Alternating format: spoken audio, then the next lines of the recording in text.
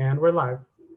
So good evening, everyone. I'm Gale Brewer, Manhattan Borough President, and I'm really, really thankful to the Department of Education, to Teachers College, to Columbia University, to Community Board Number 9, and to everyone who made tonight possible. We are obviously facing very challenging times. I know I've lost friends, and as we sit here tonight, we're thinking about students, education, and of course, our sisters and brothers who are working in the hospitals and the entire healthcare world. But we are really honored to be here and to have questions asked of a very esteemed panel. I'd like to start with Marisol Rosales, who's Executive Superintendent for Manhattan. Marisol Rosales began her career at the Department of Education as a physical education teacher. She became an assistant principal and a principal before becoming a network leader. She served as principal in Brooklyn at an academy before moving to the central office and to serve as executive director of leadership at DOE. She became the superintendent, and this is where we've gotten to know her and love her and admire her. She became superintendent of Manhattan High Schools in 2012, and in 2018, she took on the new role of executive superintendent for Manhattan, and she covers districts 1 through 6 and the high schools.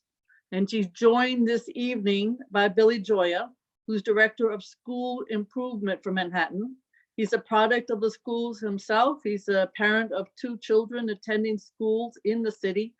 He started out as a second grade teacher in Baltimore, and then he went to teach elementary school in Harlem. He served at DOE as a new teacher mentor, a lead teacher in the Bronx, and an AP in Canarsie. And he is now director of school improvement in Manhattan. I can't thank either one of you or both of you so much for being here this evening.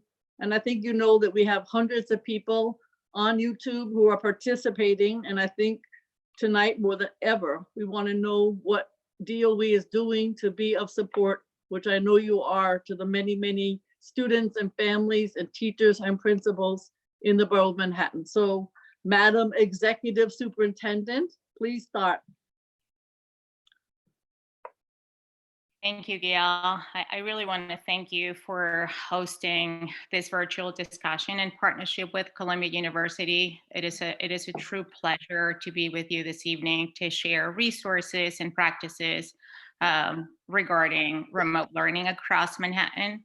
But first, I just want to say that as an educator who has been a member of the Department of Ed for 27 years, as a mother of 2, and in my role as the executive superintendent for Manhattan, I cannot be prouder of our collective effort to ensure our children continue to receive high quality learning.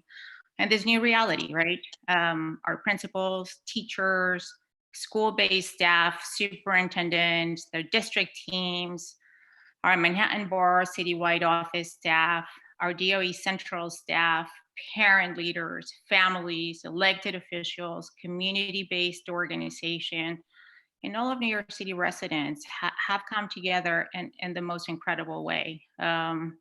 Leadership, courage, commitment, resilience are few of the attributes that come to mind when I think of all of us. In times of uncertainty and fear, there's hope and there's opportunity, and it is because of who we are as neighbors and how we show up as New Yorkers. We're one inclusive, loving community, and I just want to say thank you to everyone tonight.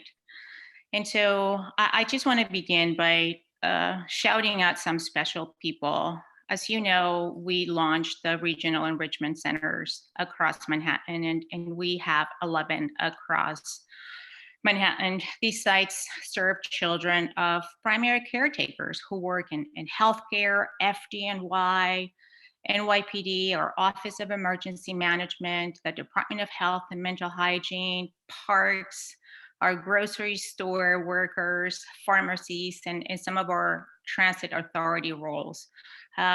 These regional centers open from 7:30 in the morning till 6 p.m. Students participate in remote learning as well as art, music, and physical education. And you know, our first responders are essential workers, and we know that their children are loved and educated while they continue to provide the essential and vital support we need at this moment. I also want to share about our meal hubs. We have free breakfast and lunch available to all New York City students across the city from 7:30 in the morning till 1 p.m. Throughout the week. There are 74 sites in Manhattan. Last week, we served over 500,000 meals. Families can pick up breakfast, lunch, and dinner at once. There's no identification or registration required. And families can learn the location of the nearest meal hub by texting food or comida, COMIDA, to 877-877. We will post these links and resources at the end of this town hall. I also want to share that our family welcome centers, we're committed to keeping communication channels in place for families to the fullest extent possible. We also need to ensure the safety of our staff. So to that end, our family welcome center buildings have been temporarily closed, and staff members are working remotely to support families. We will also post a link for this. You can reach out to any of these staff members at Manhattan FWC at schools.nyc.gov. I just want to share briefly about our remote learning, and I'm sure we will have some questions later on. But I just want to say again that our teachers' energy and creativity as we embark on remote learning have been remarkable. Our goal is to ensure students receive high quality learning. I want to thank all the families for their partnership and their patience as we navigate this, right? And tonight, I totally welcome the support, the assistance, and the resources from our CEC and our councils to ensure all families across Manhattan have access and are equipped to support their children. In Manhattan, we've taken several steps. We want to make sure that students have access to electronic devices. We are developing the capacity of all stakeholders for use of online tools. We are norming practices for remote learning to ensure content is aligned to standards and grade level. And we're partnering with Central and mobilizing our districts to support our families. Just some few updates. So remote learning, as you know, began last week. Families received guidance from their schools about how to access remote learning and can find more resources online at schools.nyc.gov, learned at home. In preparation for the launch of remote learning, the Department of Ed created students accounts for every student in grades K through 12. These accounts allow for access to Google Drive, Google Classroom, Microsoft Teams, as well as Microsoft Word, Excel, and PowerPoint. All students have access to a central Google Drive organized by grade, unit, and day lesson plans. Here in Manhattan, we've created a structure to support teachers based on their strengths and needs. We've identified instructional points or technology champions for remote learning. They meet 3 times a week to share in norm practices across Manhattan. And these champions are collaborating closely with our central DOE partners. The Department of Ed has also developed lesson plans and student resources to support remote learning in grades K through 12 in each content area, all available on Teach Hub. It is organized by grade level. It is content aligned to New York State standards, and it is subject specific. All schools will have access to all core curriculum programs if they want to utilize the program and those resources also on Teach Hub. The Division of Multilingual Learners is developing guidance for schools on how to enhance instruction of our multilingual learners in different settings, including bilingual classrooms, integrated ENL and standalone ENL to a remote learning environment. I want to share the name of the point person. We'll share all the information later on, but please contact our executive director, Stephen Aragona, SARAGONA @schools.nyc.gov. For special education, schools contacted families last week to begin making arrangements for special education programs and related services. Families of students with IEPs were presented with a special ed remote learning plan developed by the student's special education teacher and other school-based staff with knowledge of the child. Our Manhattan BCO special education team is working directly with principals and teachers to support our students with IEPs and families. I want to share another name with you. She is a director for special education in Manhattan. Her name is Delise Vasquez, D Vasquez 3 @schools.nyc.gov. We will also share the name. Finally, I want to share that we are in the process of distributing devices. Schools distributed approximately 175,000 electronic devices to families last week from school inventories. And we are currently distributing iPads to students. We started doing that last week. If you have not, as family, completed the survey and need an iPad, I encourage you to do that. We will post that link as well. And I think I would like to stop right there, and we'll come back later for questions. Okay, and I think Billy's going to come on, and the people that you mentioned for the bilingual and the special ed, I assume they'll show up on some material, because I think that went quickly. So make sure that we include that when we have the conclusion. So well, Billy, all yours. Hi, I'm Billy Joya, Director for School Improvement at the Manhattan Borough Citywide Office. To clarify, my role is I am working directly with schools, groups of schools and districts to build capacity at schools to launch remote learning and improve remote learning as we're moving along. I think Marisol covered everything in terms of overview. So I'm here to help answer questions and provide any guidance as necessary. That would be fabulous. All right, so next I'm going to ask Dr. Detra Price-Dennis, who is a researcher at Teachers College at Columbia University. She has examined the intersection of literacy and technology and curriculum development. And I know that she has many, many years of doing this, also focused on culturally responsive curriculum, multimodal response projects with all different ages. And you've certainly been published in many, many publications. I can say that in today, perhaps the most important person in the schools is I've heard the technology expert, but certainly your expertise, Dr. Price-Dennis, we'd love to hear from you, and we'd certainly love Teachers College, so go ahead. Good evening, everyone. I just want to say thank you to everyone for being here this evening, and I really appreciate the opportunity to talk and think with you about remote learning, particularly during this time. So I just wanted to extend that thank you to everyone. So just as Gale has mentioned, my research looks at understanding digital literacy practices, particularly of culturally and linguistically diverse students.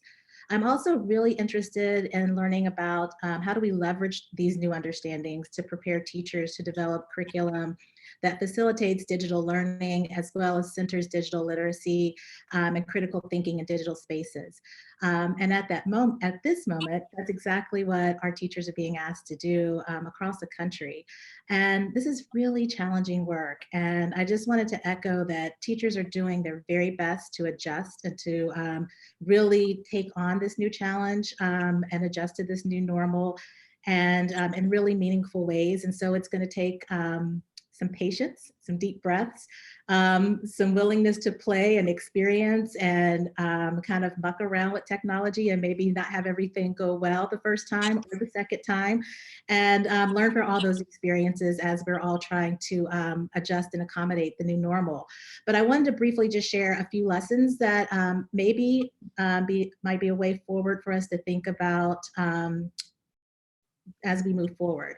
So one of the things I would note, and none of these are in any particular order, is that often I hear this notion of we're teaching online, we're going online, and I just want us to just take a step back and remember to focus on the learner and not the tool, and so that we really keep learning at the heart. And there isn't going to be a one-size-fits-all solution, even within schools. And so we want to be adaptable and flexible and really meet the needs of families within our schools and in our communities. And it's okay if what's happening down the hall isn't happening in your classroom, because classroom teachers are going to try their best to respond to the needs of the kids in their space. And so if we keep that in mind as we share what's happening, and I'm a parent too of an 8-year-old, and we're always sharing the things that are happening in our classrooms, it's not going to look the same. But that leads me to my next piece, and that's around communication.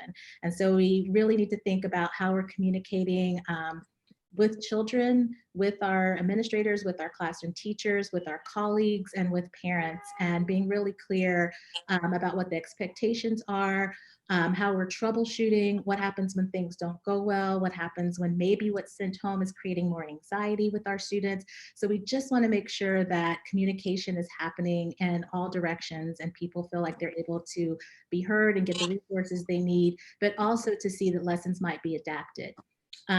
Another thing that I'm starting to notice on Twitter is teachers are learning that their face-to-face practices don't necessarily translate in virtual spaces. And that's a huge learning curve. Your jokes might not be as funny when they're coming on Zoom. And so there are other things too that we're noticing. And those are just things to keep in mind. One thing I would note is that when you have younger children and they might have community meeting via Zoom, to really think about their sensory input, even if it's only 15, 20 minutes, if there's some rice you can put in a baggie, or a squishy ball, or something that kids can do to kind of help with, sitting there and staring at a computer screen, even though they're seeing all their friends, just thinking about what type of sensory input that they may need across the day, doing this every single day, at least for the next 30 days.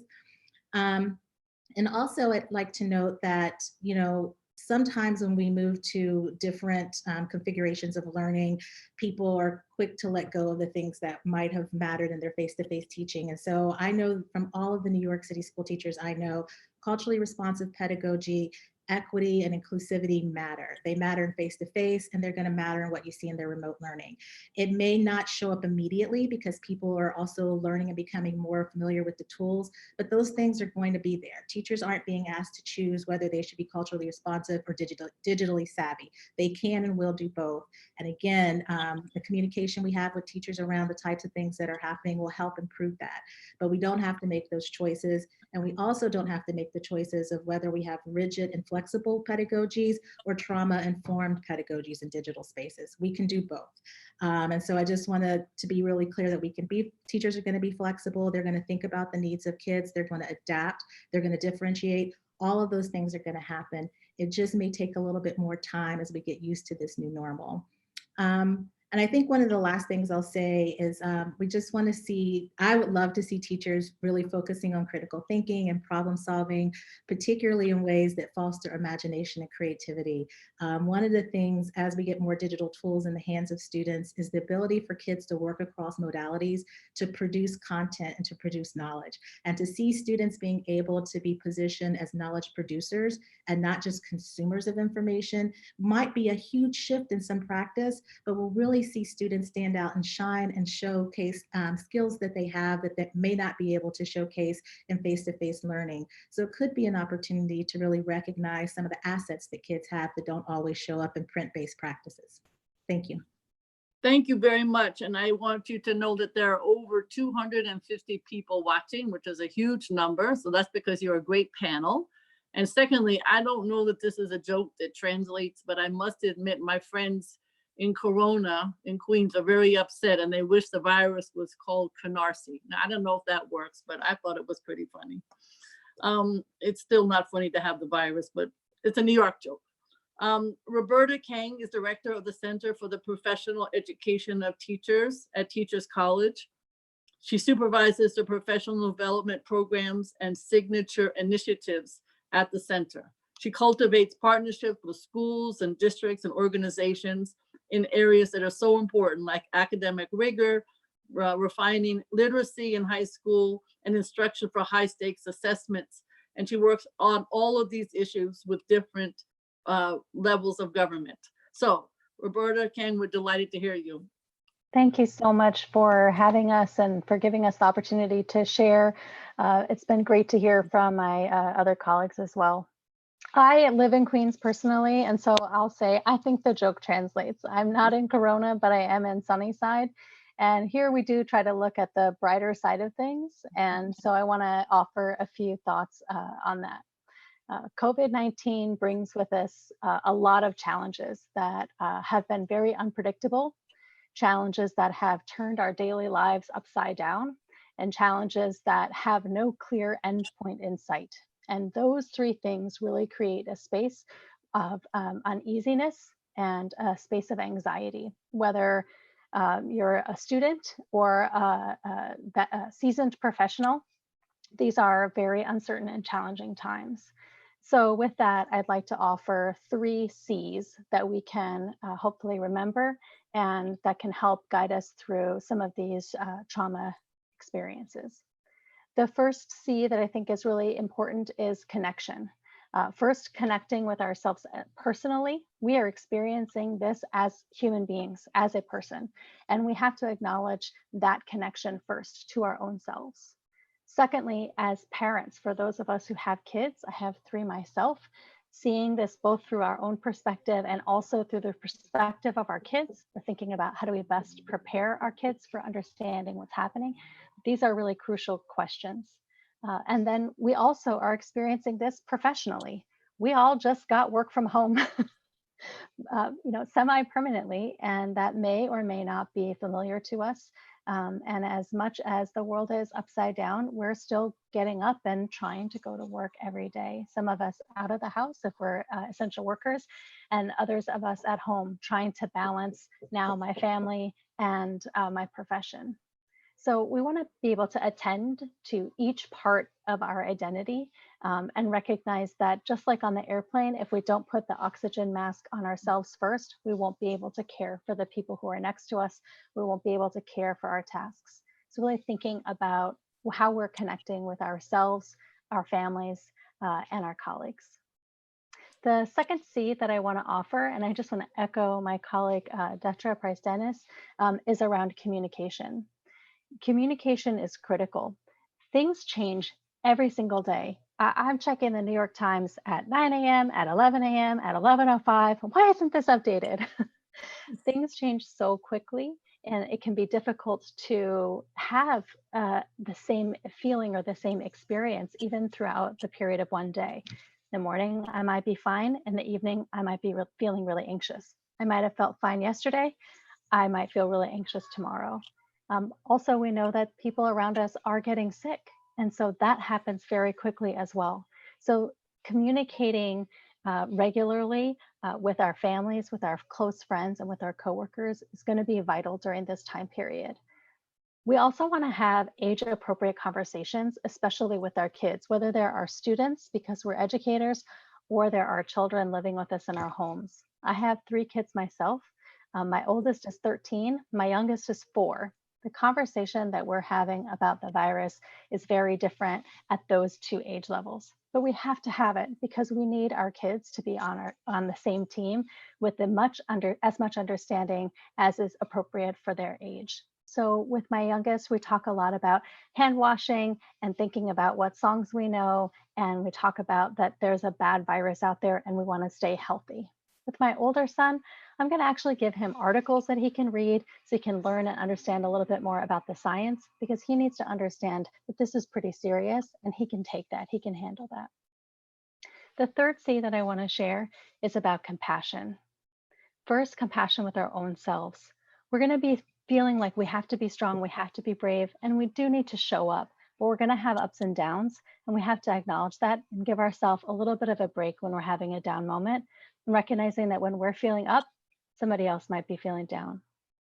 We want to have compassion for the educators because they're just learning too. If you can believe it, we're on day 6. That's it, only day 6. So there's a lot that's built up to the moment we're in, and we also have a long road to walk.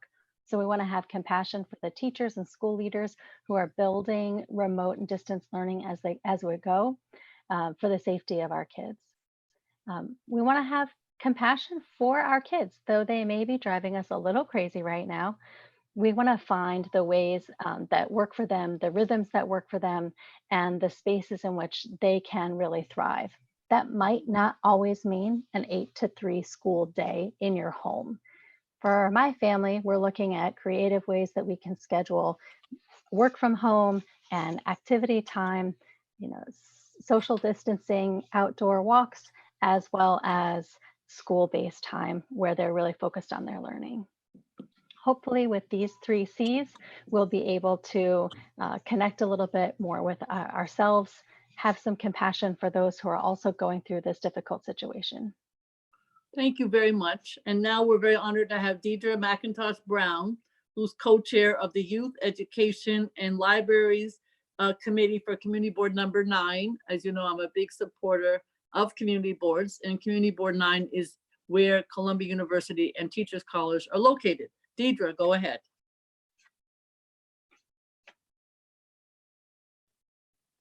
Evening, and thank you, Borough President, for this panel, for this town hall.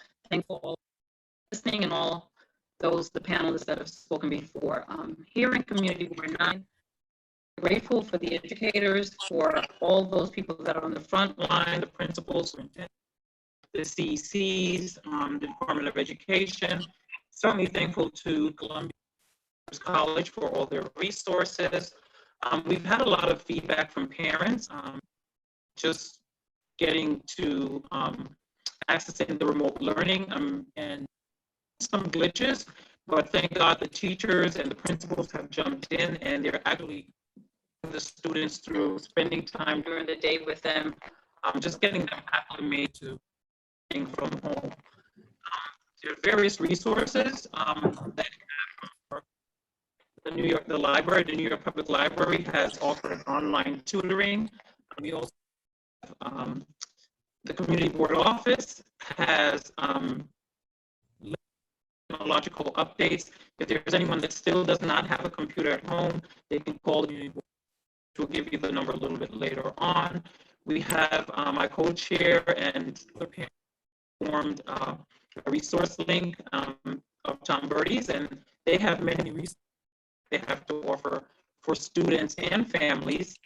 We also have Scholastic and Creative Artworks that offer resources. We also have yoga classes, Harlem Yoga, Riverdale Yoga are having online classes for families. So what I'm saying is that the community is coming together and sharing resources while practicing social distance, disconnecting.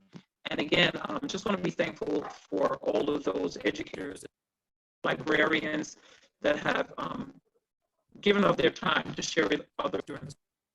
We have questions that we'll answer later on, so just thank you. Thank you very much. So the good news is we have loads of questions, but we will still try to go to the many hundreds of people who are listening.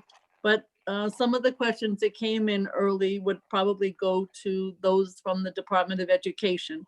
I think there was quite a few about the online tools that are available. So Marisol, this is going to be for you or Billy. The online tools that are available for purchase to assist with remote education. How do I know which tools are really good for my students? And I have to say, you do have a lot of questions here where people do compliment the Department of Education for what you have put together in terms of software, but they want to know what else they should be doing. What should be purchased, if anything, to assist with remote education? And how do they know?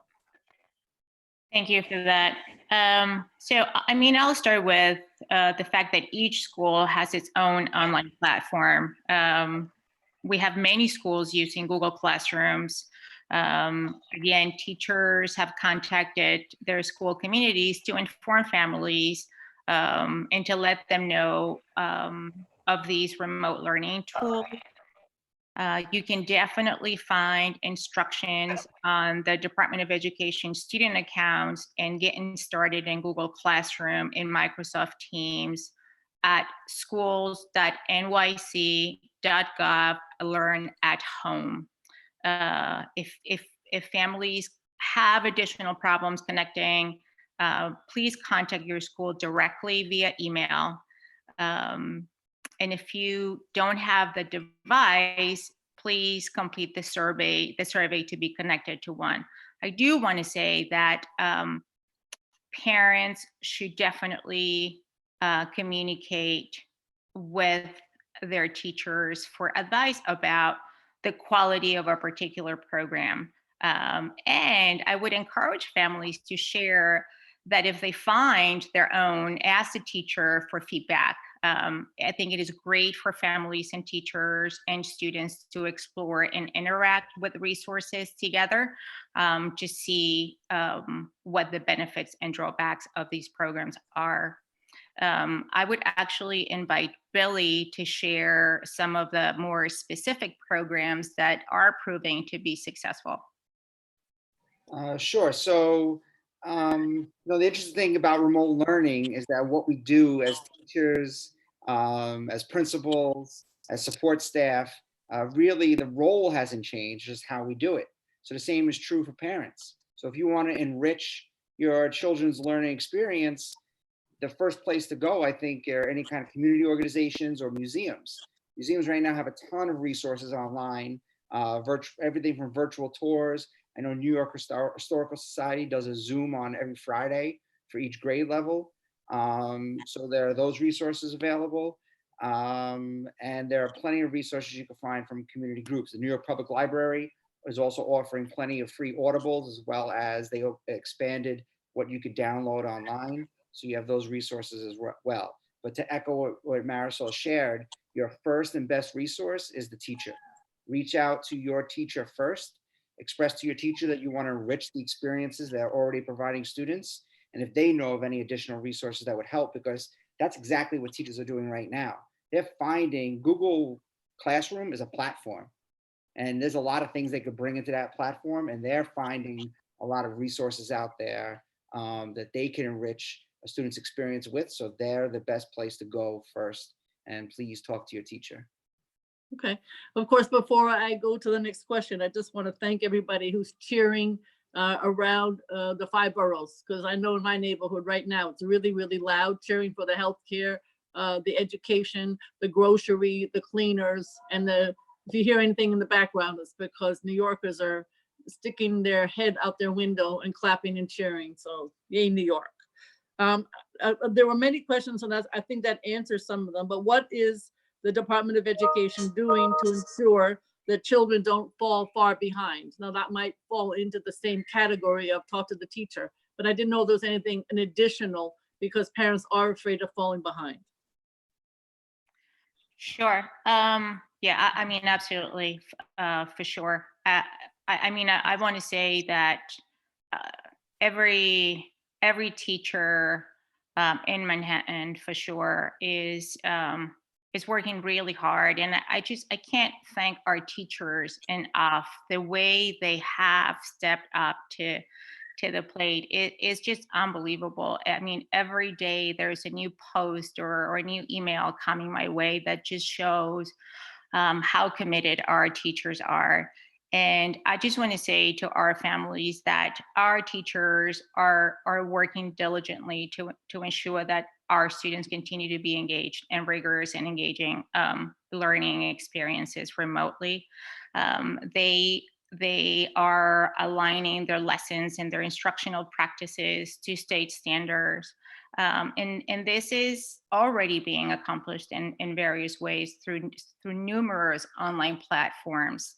I do want to say that we in Manhattan have identified instructional points, and our technology champions, as we call them, and they're working directly with principals and with teachers in each district to share and norm practices. Our instructional points, technology champions meet 3 times a week at the Manhattan BCO, virtually, of course. And they're also meeting with our DOE central partners. And we're looking at patterns, right? Because patterns are emerging across our districts as it relates to the use of tools and practices, successes and challenges. But we're working together to identify these patterns, and our goal is to develop a blueprint for aligned standard practices across schools. So I just want families to know that our teachers, our principals, our Borough support are working ever so diligently to ensure that that our kids do not fall behind, but that they continue to excel in amazing ways. Okay. I want to ask Dr. Price Dennis and perhaps Ms. Kang to jump in, because there are a lot of questions I think that are along that same line, but we'd love to hear from you also, because I think there is, despite all the amazing work that the Manhattan DOE is doing, there are differences between teaching styles online. You know, some teachers assign work and others are doing individual YouTube videos that are entertaining and educational. And it's hard. I mean, this is a very hard new way of teaching. And so I guess I want to know from you, are there practices perhaps that Teachers College has done in the past and that we can learn from that help teachers being given the tools to create engaging lessons? And then just, you know, that whole question of, are there resources out there that can help structure our day and educate our kids? I think there are a lot of folks who are both teachers themselves or educators in different ways, and still, as we heard earlier from Ms. Kang, trying to make sure that her children get educated. So it's like a two-part question. What's going on in terms of the academic world for teaching in this new world for teachers? And then just, you know, are there ways in which we can structure our day and educate our kids? I'll jump on the first one, and Roberta can jump on the second one. I think you're both in that same space trying to think about structure. So one of the things I was going to add around tips for selecting apps or platforms, totally echoing Marisol and Billy's notion of starting with classroom teachers, but also as you're looking for apps to try or platforms, thinking about, does this position your child as a learner, as a producer of content, or just as someone who's consuming information? Is it interactive? Does it involve problem solving? Does it have a sharing capacity? And what are the controls over the settings for those? Is there a way to moderate who sees it, who provides comments or feedback? Can you protect yourself by maybe putting a sticker over your face? So those types of things are important, particularly as we think about ethics and privacy of data. And so we want to stay away from predatory apps or apps that might promote some type of addictive behavior. And so I just wanted to add that along with everything else that was already shared as far as tips for selecting apps or thinking about engaging in technology. And I think three things I would say about whether it's synchronous or asynchronous or some hybrid form, if you're thinking about, you know, remote learning, and that's really presence. You know, are you present? Do the children know that you're there? Do they know how to reach you? Are they able, is it clear what your office hours are? Is it clear how to troubleshoot if things aren't going well? I'd also add interactivity, like is what you're offering children interactive? So if you're asking them to watch a video, are they sitting and watching a video for 15 minutes? Or have you embedded different pulse points within that video to raise questions, to ask them to do things? You know, how much are you creating some engagement and activity within that? And then the last piece is if there's any way to include gaming and play. Those are really important ways for kids to sort of have a little bit of fun with some of the content. And there are tools where you can create, you know, Jeopardy simulations, where you can create BuzzFeed quizzes depending on the age of the kids. So there are things that teachers can embed, whether it's a synchronous class or an asynchronous class or some hybrid of it, that will promote some engagement, will have presence and collaboration and community, and then we'll also think about interactivity. Terrific. Roberta, you want to? Yeah, I think that the question around how do we schedule our day is really important, because we are quick maybe to jump into a space where we think about having to schedule our kids from 8 until 4 or from 8 until 3 and in 1 hour increments per class, or some schedules that we've seen are very, very ambitious. And so as we're thinking about how we balance both our own work from home responsibilities and our parenting responsibilities, and now our children's schooling responsibilities, recognizing that what works for one may not work for another. So having a lot of flexibility with ourselves first, and then also increasing that communication with our teachers and our schools. In my family, we're looking a little bit like morning time is for engaging, for kind of a slow start to the morning, maybe some physical activity to get the wiggles out, and then settling in for some homeschool time or at-home learning time around lunchtime. I'm looking for easy entry points with my own kids, things like starting with drawing or doodling, or maybe some Play-Doh with my younger kids, and some family time. Once they're sitting at a table in a chair with markers and pencils and crayons, then it's a much easier transition into doing some of the assigned work that they've received from their teachers. We're also looking at recognizing that because things change quickly, school might not look the same every single day in our home. So we did a little bit of Saturday school because Friday was a no-go. So just creating that sense of like, we are on this path for a long time, so we can make these choices in the day-to-day to make sure that it's working for us, and we're keeping in really good touch with our school community to make sure that our practice is working for them as well. Great. And Deidre, there are a lot of questions here about whether we should go to the parks. And I know all of the community boards are monitoring that in terms of we want to keep our social distance. But I was just wondering, in terms of Community Board 9, you want to talk a little bit about what we should be doing outside, if anything, and what the community board has done about that. So Community Board 9 totally is in compliance with staying out of the parks, gathering. You know, the mayor did say that if you need to go for a walk, you can go out for a walk, just members, but no gathering, no sports that are the contact sports. So many online resources that families can do together. I mean, the museum, things that put in place for families that they can do together. I mean, absolutely, we do exercise that's necessary, but you can exercise in place. Fresh air, take a short walk. Okay, I want to just also, coming in over the transom, so to speak, are questions, of course, for our DOE. I know, Marisol, you've talked about IEP, but there's still more questions about how exactly does IEP work? And then the second question is, there is some concern, and I've heard this, and we brought it to DOE's attention. Some principals are just not able to communicate in this kind of remote learning. And I just, you know, there may not be many that are having trouble communicating with their teachers and families, but I'm just wondering how you handle that. So it's IEP and communication internally.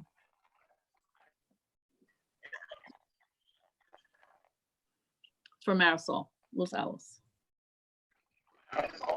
Sorry, yes, I needed to unmute myself.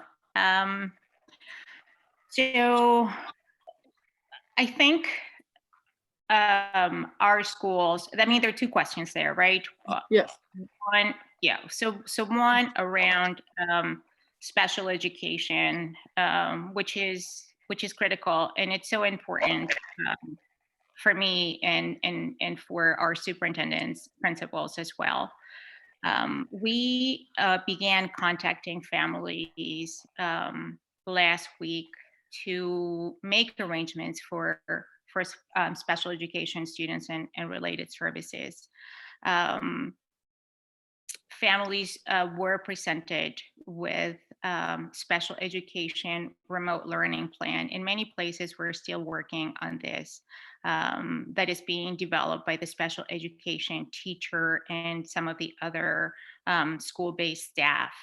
I want to just emphasize the fact that Central DOE is working diligently with our Manhattan BCO special education team and principals to support teachers with students with IEPs and their families.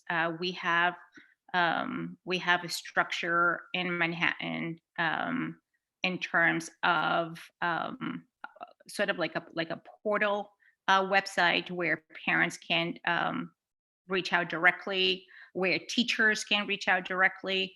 I do want you to have the name of our Director of Special Education. I will say it again. Her name is Dalise Vasquez, and her email is dvasquez3@schools.nyc.gov.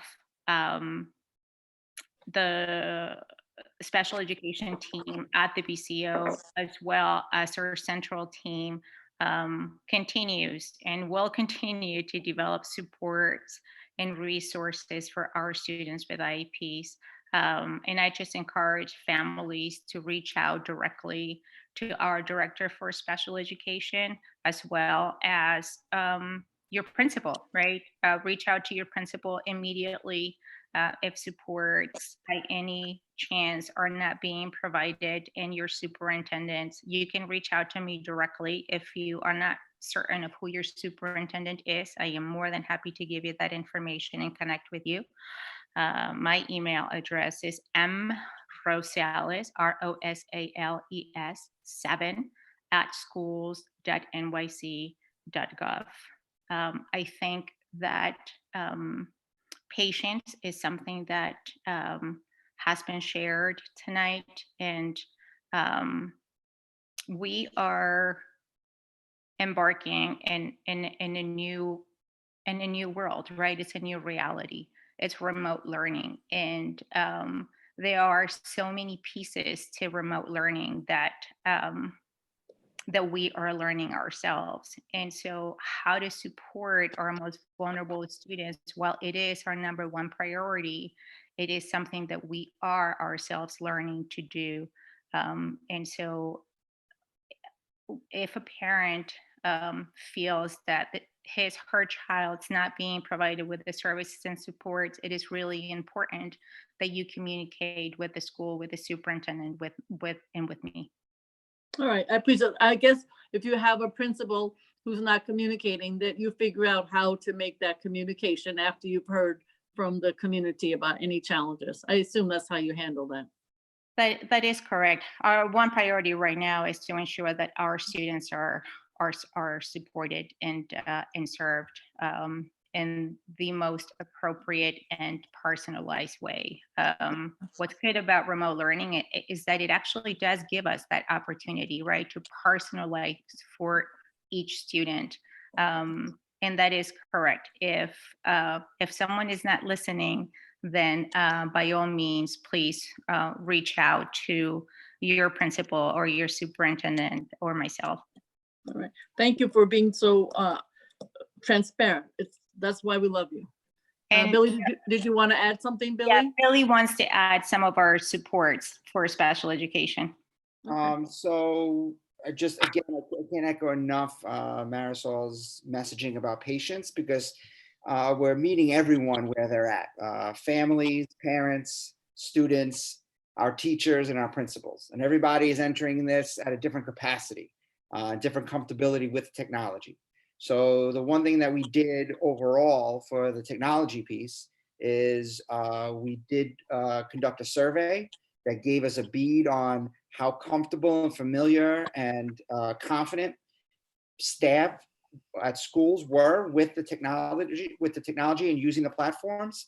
And then we were able to target supports. We tiered the schools based on those responses, and we were able to target direct support to which schools, let's say principals or staffs with communication using the platform, where we could target those first. And we are currently embedded in those schools and engaging those schools with the support in the same way they engage their students. And in that way, they are learning about the platform as we're engaging them. So to give you an example, one school that we're in, we created a lab classroom where we as support are the teachers in the classroom, and the teachers and principal are the students. So they get a student perspective of what's going on in the Google Classroom. And there are assignments, but those assignments aren't, let's say, math or reading or spelling. Those assignments are geared towards the platform itself and how to communicate through the platform. So we're creating videos and using centralized DOE resources to support schools. In that same way, to support special education. Again, we are figuring out how to do this in this remote space, in this online space. So we are in a couple places. We've started pilots where there was traditionally in a physical space a co-teaching situation. The special education teacher and the general education teacher were paired up. So we're supporting that relationship. We've identified a school this week where we're going to pilot what that might look like. What does the communication happen between the two teachers? Do they have a way to communicate to each other through this platform? Which they do. They're more advanced in how they understand the platform. And then how do they plan for the specific students in their class? I think the power of the technology that really was more difficult in a physical space than it is an online space, as Marisol said, is the ability to differentiate and individualize the instruction. You can create individual assignments for students based on where they are and the supports that they need. It's just a matter of figuring out how to support teachers and understanding the platform so they could carry through on what their role as a teacher is. I hope that makes sense for everybody. Well, I think the best part is you should have done a video of the teachers taking lessons, because the kids would love to see that. They'd love to see their teachers in school. They would have, that would be something that they would laugh at. So for Detra and Roberta, I know that the Department of Education works tremendously hard on mental health needs. I think there's nothing more important now in terms of feeling stressed and scared. I have a situation where a family's grandmother died in the bed of the virus last week, and we had to watch children had to watch her being taken out, and now the whole family's ill. There's nothing more challenging. So they know somebody who's sick and they know somebody who died. So I know you heard a little bit about how to talk to our families, but I'm just wondering, from either Teachers College or from Columbia in general, how should we be dealing with these mental health needs? Obviously DOE has to do it on the ground, but I'm just wondering, I know you've been talking about it from an academic and realistic perspective. So either Detra and Roberta, both of you, to comment on that. What should be done at this time? I'll begin. I think that first and foremost, when we're engaging in meaningful conversations with our families, then we can talk a little bit about what happens, at home when someone gets sick, and watching someone in your family struggle with whether it's a short or a long-term illness is a traumatic experience, whether you're old or young. It's difficult when we look at loss and when we see it happen right in front of us. And so I think it's really important to just take a moment and pause and recognize the gravity of that situation, and not necessarily leap to, okay, but I've got to send that email, or I've got to, finish this homework assignment. At the same time, following through with some of our habits, some of our rituals and routines can be a healthy and helpful distraction from some of the chaos that's going on around us. So trying to find that balance of both appreciating the moment for what it is, and also recognizing that if we can do some of the things that seem normal to us, it will help us to cope in some of those difficult strategies. That's sort of from a personal home perspective. From an educator's perspective, one of the things I want to encourage our educators to do is, as much as we're having an academic plan for remote learning, we want to have a social and emotional plan for remote learning. Our kids are going through this in really challenging ways. Their parents are feeling challenged. And if I don't have, as a teacher, I need to have a plan. How often can I check in with each kid individually? How often can I reach to somebody?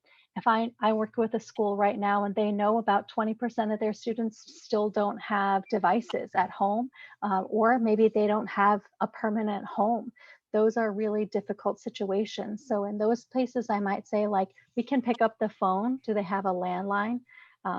Are there other ways rather than some of the higher tech ways? What are some of the low tech ways that we can encourage our educators to be outreaching to their students?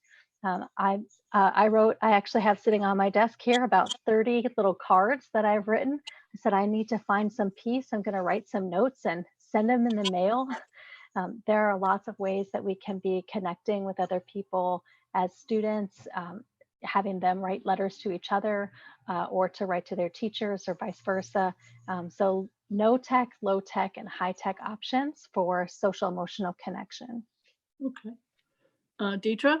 Yeah, I would just add to that, not to forget children's literature. Once upon a time that used to be my only focus. And I would say there's so many incredible children's literature authors and books and poems that can be accessible across reading levels. And so to think about the role that children's literature can play when thinking about trauma and loss and process, and in giving children time and space to do that reading, to think about how characters are responding to trauma and loss, to relate that and make connections about things that are happening in their environment, even if it isn't the same. There aren't a lot of, I've already looked it up, there aren't a lot of books about pandemics. I think there might be 2. And many of them are not written for younger age children. And so we don't have a lot of information that you can give kindergartners and first graders around even similar things that are happening now. But as children get older, they can access more text. And along those lines, I would just say, Newsomatic has removed the paywall behind the information that they provide. So that's a really great resource for kids to get fact-checked content-based information, and also Time for Kids is now available online. And so those are 2 really great resources for children who like the facts. And we all know the kids, when I was an elementary teacher, I know the kids who were comforted by having information. And there's some kiddos that are going to really respond to nonfiction at this time, and really knowing what's happening and understanding what's happening in our government and in our medical field. And those children would really thrive with that. And there are other children who may turn to stories or poetry or nonfiction or even speculative fiction to think about future worlds where we've already thought through these ideas. So I would just say to think about the role that children's and young adult literature can also play to support children as they think about trauma and grief.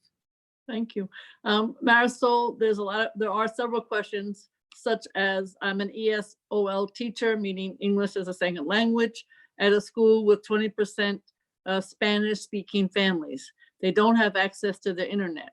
How in the world are we going to teach them regularly and help them keep a school routine during this time? And along the same, people from the community are asking just generally for those parents and students who are not English speaking, what kind of special resources do we have for them? And just so you know, there are almost 280 people watching. So you really are a rocking panel. So Marisol. Gale, I'm a multilingual learner myself, so that, that question hits at the core. Yeah. And so a few things I want to share with you. Number one is the Department of Education has been working with Apple and T-Mobile to provide enabled devices to 300,000 students who don't currently have a device to do their work. Again, I just want to reinforce the fact that families can request an iPad by completing the remote learning device survey available in the New York City DOE website. Or I want to give this number, 718-935-5100, and dial 5. The survey is available in 10 languages. Our multilingual learners are being prioritized for iPad distribution. I would also encourage, and this is happening, where schools, principals, our parent coordinators, our teachers can support families with completing that survey remotely to help them obtain some of those devices. But that is a priority. We are prioritizing the delivery of these devices to our multilingual learners, as well as our students in temporary housing, students who live in shelters. That is the priority for our electronic device distribution. So I really thank people for asking that question. Okay. The other question is, there are parents who have teens in some of the high schools, and they're feeling that there are too many assignments and not enough teaching. Now, I assume what they should do is go to their principal or go to some of the opportunities that you've laid out and say, this is a challenge. I'd like to have a discussion about how to address it. Would that be how you would handle something like that? Yeah, I mean, I think there is a big difference between teaching styles, right? Just like online or offline. You know, that's the beauty of being an educator, being a teacher, that, you know, you get to be creative, you get to be an innovator. And so, you know, we are in the process of collecting this real-time information, right? School by school, classroom by classroom. We are in the process of identifying best practices where we're seeing it, and aligning that to what we already know about effective remote learning. Some of the practices that have been shared here this evening. We do want in Manhattan to establish a blueprint for what a high quality online learning experience should look like. Again, I think patterns are emerging across the use of the multiple tools that we have. Districts and Borough are working together. Our superintendents are doing a phenomenal job supporting their principals, leading their teachers through remote learning. I actually want to invite Billy to share some of those practices. Sure. So I think what we're seeing now, since we're 6 days into it, is a leading edge has been developed. Specific to the question about getting support, is that teachers and whole staffs and principals are supporting the ability of teachers to directly connect with students through either a Google Meet, which you would have access to the Google Classroom, or a Zoom, which we're on right now, and not so much, but sometimes a Microsoft Teams meeting, but mostly Google Meet because that's directly connected to Google Classroom. And so we're seeing a leading edge of quite a few teachers and staffs at schools providing the support either through that meeting or a video, or creating videos that support the instruction. So they'll take a piece of content, maybe a piece of reading that they're reading together, and they'll actually create a video. I've seen a few teachers create YouTube channels, and then they're using YouTube channels to embed videos, instructional videos, inside of their Google Classroom and use it as a resource for students. They're also embedding links to Khan Academy that directly gives support to students. And because it's a video, they could stop and start where they want. They could take notes. They could take quizzes on what they're seeing.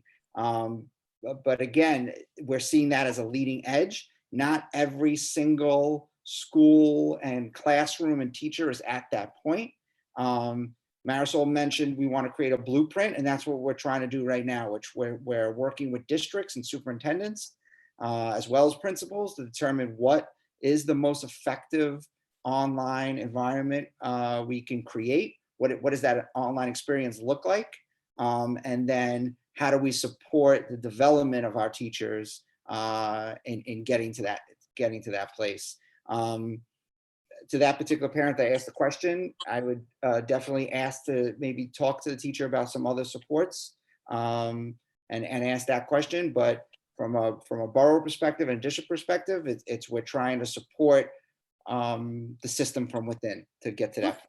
Okay. Deidre, I know you're on the audio because of a connection issue, but I know you're also not only a member of Board 9, but you have a child in District 5 at one of my favorite schools. I'm just wondering to continue the conversation, like on a daily basis, how's it going in Manhattan as a parent, and what are some of the needs that you think should be fulfilled? And certainly you are one of our leaders, so I appreciate you being here. Okay, thank you, Borough President. So what's been happening is, like, as I noted before, the first week it took a while to get some of the glitches out. There's still some concerns about online learning and the time that's being spent. The students are spending online. I know one of the things that was happening with some of the computers were, because they were DOE computers, they weren't able to get access to the administrative, get access to get online. But the teachers have been very good with talking the students through with the glitches. The other thing is a lot of the parents are worried about where the students will be. They do have classroom with Google Classrooms. They do have work that the teacher assigns daily and that they're looking at and going over with the students, but parents are still worried about where students will be, you know, going down the line. The other thing is thankful to all of the resources that are available to, just like you mentioned, Khan Academy and other online resources.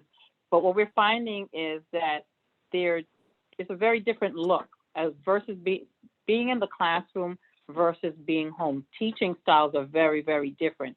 And while we have some tech-savvy parents, many of our parents are not. So even just getting their students to get to where they need to be has been challenging. And if the DOE can send more resources, I'm not sure how they get to the parents who don't have access to technology, but what we're finding is even some of the videos, parents are not able to get through the videos to actually help the children.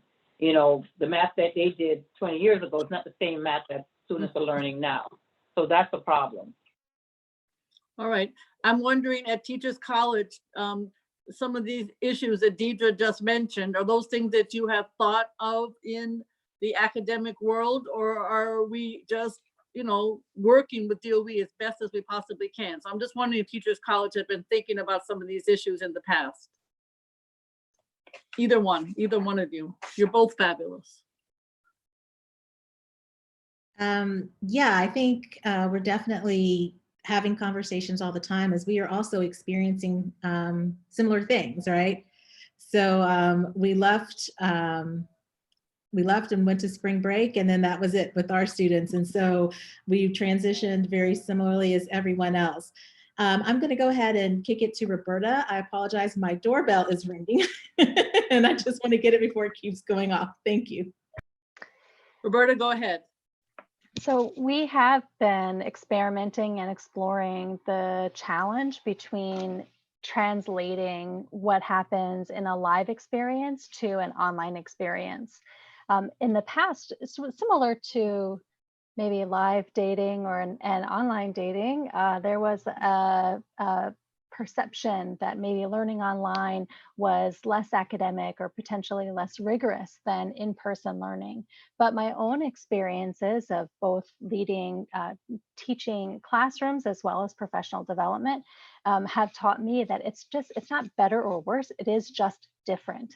And as Detra said earlier, sometimes what works in person doesn't work online, but that's just a matter of finding the different rhythms and finding some different methodologies. I think I want to just do a brief reminder that we've only been doing it for 6 days, and teachers were told over a weekend that they were going back to school and then that they weren't. And that was an important decision for the city to make, but it did not create a lot of space for preparedness. And so teachers and their schools are working very, very quickly to rapidly develop highly effective and effective lessons, but there is a little bit of a learning curve. My organization, the Center for the Professional Education of Teachers at Teachers College, Columbia University, is providing all of our professional development online that we were doing in person. And we are continuing to support schools around the city and around the United States in thinking through what do these challenges look like and how can we use this actually not as an obstacle, but as an opportunity. I was speaking with a teacher from the South Bronx earlier today, and we were remarking on how this is a huge challenge, but we will return to schools actually better as better educators because we will have more tools and we'll see the versatility between online and in-person learning opportunities. As somebody who comes from the tech community and has, as Marisol knows, been screaming would be the nice word, about the technology or lack of at DOE, I have hope that this might show that if you are working in 2020, 2021, and 2022 and into the future, DOE has to put money into the hardware. And of course I think DOE is doing, actually from the teachers I've been speaking to, extremely well. It's a real credit on what you've been talking about in some of the software. But the hardware is old and it doesn't, you can't just take it out of the closet from the cart, which I've unlocked. Take the computer out, use it, put it back into the, we just need iPads and laptops like everybody else. And we were able to change something called Directive 10, don't get me started, OM being the controller, so we could get laptops and Chromes and iPads. But we're still taking them out of the closet to deal with this particular horrible virus and be able to have challenges addressed at home.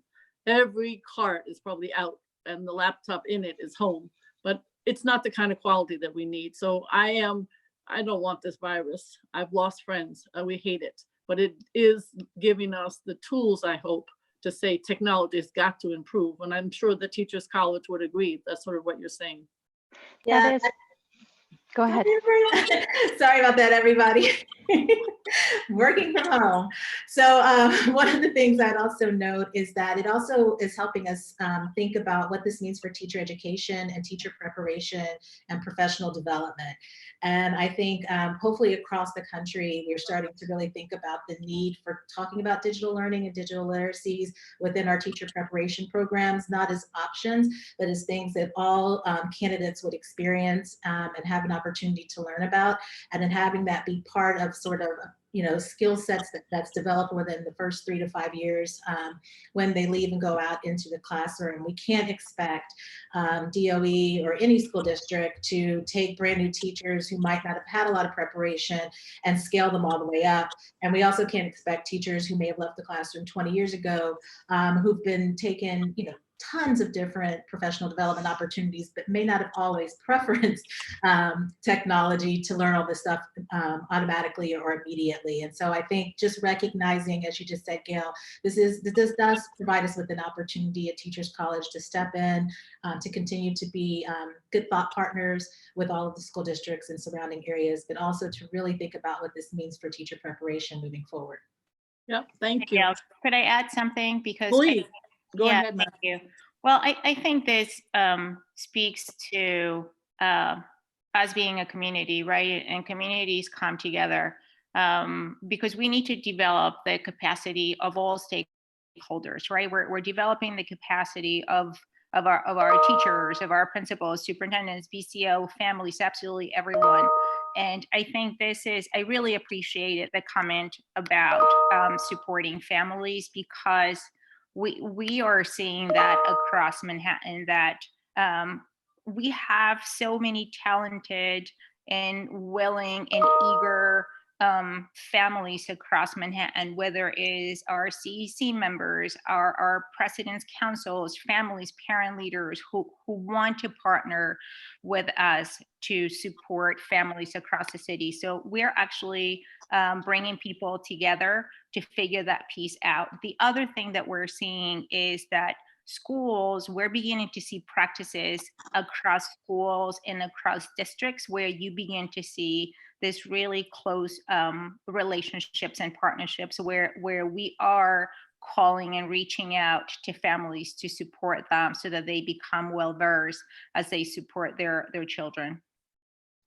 Along those lines, I think we also want to talk about the teachers, and I know you were very supportive of them, but they want to know what are specifically opportunities to unload their anxieties. And of course, there's always the question about how to keep the additional cleaning measures to ensure safety. And I'm a big supporter of your custodians, but those are two sort of school-related questions. How do you make sure the teachers have the support that we all need in terms of social, emotional, and what are we doing about cleaning measures in the school? So, I mean, definitely speak about schools in our regional centers, and our custodians, our food service workers, and I haven't thanked them enough this evening, and I have to, as well as our regional center volunteers are on the front lines of keeping our students and staff safe, and I am just so grateful for their service. We have provided staff at meal hubs with all of their protective gear, gloves, hand sanitizers, We have order masks for all staff who want them, and they should be arriving this week, next week, actually. Custodian have all of their equipment when disinfecting schools that have a confirmed case, and they're also available upon request. We have provided all of our regional enrichment centers with COVID kits that include the gloves, the masks, the protective gowns, the hand sanitizers, and the tissues. So that speaks about the cleaning measures to ensure the safety. That is, and then you're also speaking about the social and the emotional safety of our staff, and that is at the core of this. What has come up for me throughout this whole ordeal is just humanity at its deepest level.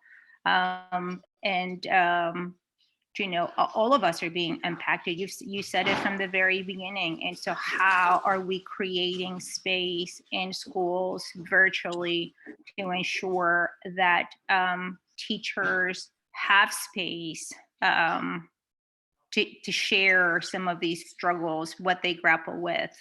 You know, I also want to say that in terms of their own schedule and program, right? We are making sure, and we understand that just as parents, families, and students, and you know, teachers have to care for family members, and so we are being very mindful of flexibility when it comes to schedules and programs.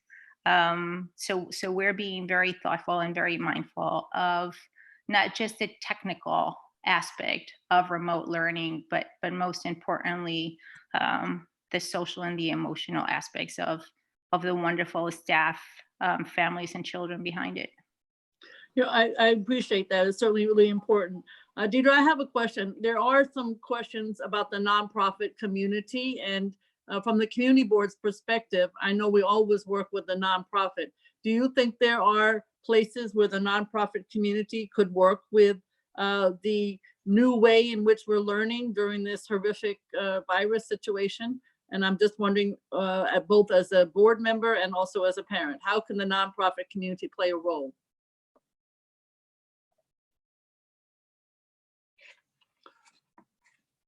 That's Deidre. I'm sorry. So many of our nonprofits that have visited the Youth Education and Libraries Committee have offered themselves to the schools as resources. We have created artwork, provide art for the students, online art for the students. We have the Boys and Girls Club of Harlem. They've offered services. We also have yoga and meditational services. So many of the nonprofits have stepped up and stepped in and have offered their resources to get through this period. I'm wondering also from Teachers College perspective, how do nonprofits, of course, I'm a big supporter of them in general, but how do nonprofits in this unusual learning situation, how can they play a role? And then I'm sure Marisol and Billy will have some specifics, but I'm just wondering from Teachers College perspective, the nonprofit community. Well, I can speak specifically to one professional organization that's a nonprofit. It's the National Council of Teachers of English. They've been holding community gatherings for not just English teachers or literacy teachers, but primarily that's who they mainly focus with. They've been holding community gatherings and creating space for educators to come together to talk about how they are, what they need, what they can offer, what might be helpful in this time. And I happen to be hosting one tomorrow with Matt De La Pena, who is a New York Times bestseller, a Newbery Award-winning author, at 1 p.m. And so if teachers are looking for a space to connect with other teachers from around the country or around the world, and just really come together in community and think together about what it means to do this work, I invite you to join us via Zoom. And I know other national organizations might also be offering similar things for teachers. I know teachers have been turning to Twitter, Facebook groups, book clubs, They've really been creating, being very creative, and also developing lots of ways to continue their own personal or professional learning communities. So I know there are lots of informal things that are happening, but one place that I always turn to is my professional organizations to see if they are hosting larger events, and that way it's a little bit easier to handle Zoom capacity and to have people in back channels to help facilitate those things in ways that are helpful. Thank you. And I know from my perspective, we have a newsletter that comes out every day in the Manhattan Borough President's office. And it's so exciting to see all the museums and all the nonprofits who have quickly adapted to learning online. And of course, they have this rich trove of information that as a busy person, I never get to, but now I can. So anyway, it's obviously something for all of us. Do you want to add anything? Roberta, do you want to add anything to that in terms of Teachers College and nonprofits? I would like to. There are many community-based organizations and not-for-profits already working with schools. And I think that one of the questions that we have to ask ourselves is what needs to change for their work to continue. We might find that not much needs to change for them to continue on. For example, at CPET, we have a program called the Student Press Initiative, where we work with teachers to design curriculum and help students write student-authored publications. They write actual books and get them published. All of our Student Press Initiative projects are continuing, but rather than having someone come physically to the school, they are doing things remotely, just like their teachers are. There are many other community-based organizations who will be responding similarly, providing that after-school club or the other kinds of support measurements that they are providing to their schools. They will just look for a new way to provide that exact same service. Marisol, we have lots of questions here about timing, which I think only you can maybe answer, like, will the school year be extended due to the week off prior to remote learning and the upcoming spring break? I think at this point, it's hard to remember. And then will ELA and math testing be postponed or completely canceled for the year? And of course, people wanted to know about the canceled Regents exams and what's going to happen. So all of those questions about timing, I don't know if you have some answers, but those are certainly ones that have come up. Hi, Gale. So, I mean, as we know, the math and ELA exam has been canceled. We're still waiting on information about Regents examination for sure. We are hoping to get an update in the coming week. And that is the only information we have at this time, right? Okay. And then we know, I guess we don't, will the 2020 September start earlier in terms of accommodating the missing classes, or we just don't know yet? Like, we don't know yet. Okay. The other question I had was, it's a good one. Somebody's asking, how do we measure success? You know, as we are sitting here trying to, and I think quite well, figuring out remote learning, how do we end up measuring success? Is there something different about it, or will it be done in the same way? That was a very good question, I thought.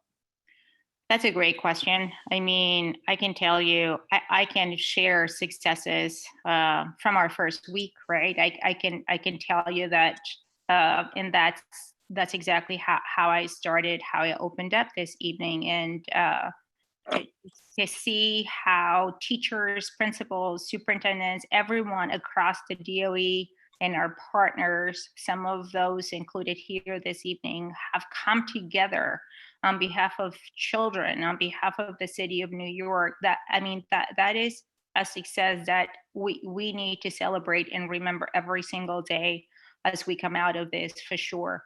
In terms of teacher practice, we are seeing innovation and creativity at its core, and it's done grounded on 100% student success. That is something that we have to celebrate every day.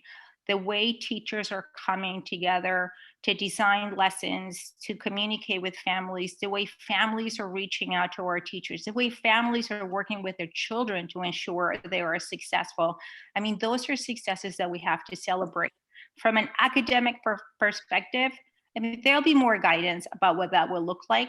As of now, we're just celebrating every single effort and all of the adaptive capacity and leadership that we're seeing from all of our teachers and staff across the DOE. Okay, we're gonna have to wrap up soon, but we've had over 300 people, and you should know that all resources will be uploaded to www.neighbors.columbia.edu/K-12 student needs, and you'll see it on the screen. Deirdre, before we close out, I certainly want to thank you, but I think that's the same question. What do you think the measures of success should be given the situation that we're facing from your perspective? And thank you, Detra, too. Thank you. Again, I want to say thanks to all the teachers, the principals, and educators. I think the measure of success will be our students getting back to school and actually being able to transition from being homeschooled or being remotely learning to being acclimated back into the classroom setting. One of the things is that, I know the teachers are really working very hard during this time to just keep the students, kind of keep it like teacher classroom. They're actually, with the Zoom meetings that they're having daily with their students, they're communicating, keeping that line of communications open, giving them access to ask any questions, so that learning isn't difficult. But for us, I think, and as parents, it's when they go back to the classroom that it's smooth transitioning. So kind of taking, not baby steps, but going backwards to go forward. Okay. Roberta, Kang, thank you very much. Also, again, what do you think is a measure of success given the situation? One of the things that I keep thinking about is that while we are primarily isolated right now, mostly in our homes, we are going through a global experience. There are people all over the world who are experiencing the same fears, the same doubts, and the same concerns that we are. And as part of this process, we're going to have a generation of young people who will be able to look back and remember these moments. When we have these kinds of major worldwide situations, we have to reorient our thinking around what pace we're supposed to be on, or what track we're supposed to be on, or what those benchmarks are for success. And we have to recognize that this is a diversion, right? We're on a little bit of a different route, and it's going to take us a little bit of a different path. But we will come back to the life as we knew it before. And when we come back, I think a measure of our success is, have we grown? Have we learned? And can we approach our new challenges, the future challenges, with a new sense of perspective? Thank you. Detra Price-Dennis, the same question. Measures of success given this very challenging situation. Yeah, I'd echo everyone else on the panel and just add that if this were a situation where we had years to prepare for remote learning, we would already have metrics in place and we would be thinking about what those metrics are. But we're in the middle of a pandemic. And I think today in New York City, almost 400 of our family members, our peers, our friends, our colleagues have lost their lives. And so I think all of those things have to be taken into consideration before we start asking if something was a failure or success. In some ways, survival is a success marker at this moment. But I'd also add, just thinking about students learning more about themselves as learners, being able to talk about what their needs are, what works for them, what doesn't work for them. Those are lifelong skills that they can take, whether it's face-to-face or remote. And if we walk away better knowing who we are as learners, how we are able to collaborate and think about other people, if we have more empathy for others, then I feel like we are definitely achieving a measure of success. Thank you for the question. And Marisol, I think you talked about it earlier. Of course, as elected officials, it's all about how many devices are out there and how much internet, which I think has improved in terms of the young people and the young people who are temporarily housed and young people whose parents don't speak English and who have IEPs. And that's what we hear about. But I do want to have a particular accolades to Executive Superintendent Rosales, because she has been a star for all of us. But what are you going to be some of your measures as this moves on and as we close out tonight? Do you mean as in next steps? Yes, exactly. Next steps and, you know, what you take away from trying to make the measurement something that you think can be successful. Yeah, next steps are fine. Yeah, I think so. We have we are working with our superintendents, principals, and teachers to ensure that that every child has an electronic device. We're also making sure that all of our teachers are well versed in remote learning. And the next step, and so grateful to the feedback tonight, is really to ensure that we continue to work with our families and really partner with families across Manhattan to ensure that we can mobilize an entire city so that we can support families and helping them be well versed as they support their children with technology. Okay, I want to thank this amazing panel and certainly Teachers College, Community Board number 9, and certainly the Department of Education. This has been a wonderful evening. Good night, everyone. And thank you to the more than 300 people who participated. Good night and God bless. And may everybody be safe and healthy.